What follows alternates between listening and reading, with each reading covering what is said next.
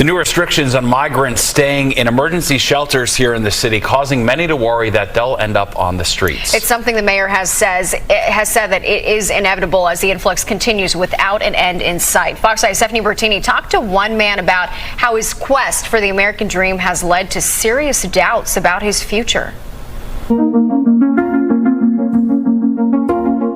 He's worried about the future. I don't want to end up like a lot of homeless people. We found this man standing outside the Roosevelt Hotel with his belongings on the sidewalk. It's a familiar place he first went to when he arrived to New York City as one of the more than 100,000 migrants and asylum seekers who have come looking for refuge since last spring.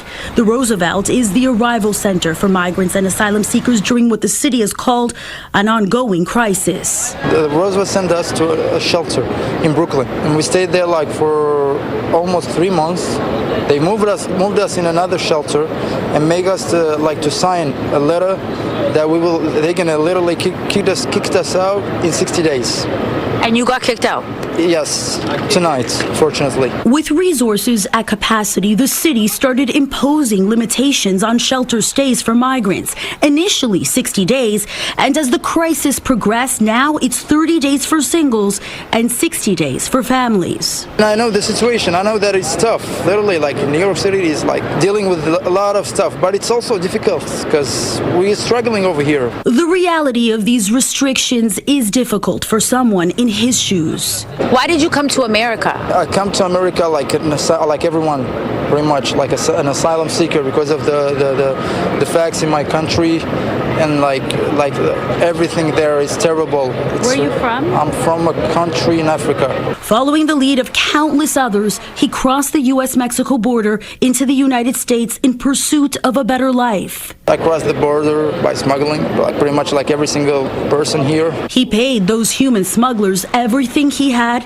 and more. Every single penny, everything. Actually, you had to borrow some money from others, from like my relatives. We suffered over there a lot. As a single young man in his 20s, he was willing to risk it all for freedom. To save myself from those monsters in my country, basically. He traveled through several continents and countries. Africa, Turkey, South America, and then to America, like Mexico, yeah. He knew then, and even more so now, how dangerous the illegal journey into the United States is. The federal government has long documented that many die trying to do what he did.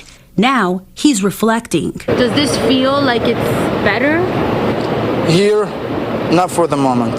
In a recent statement to Fox 5 News, a spokesperson for the mayor said New York City is far past its breaking point. For months, Mayor Adams has warned that without substantive help from our state and federal partners, this crisis could begin to play out on city streets.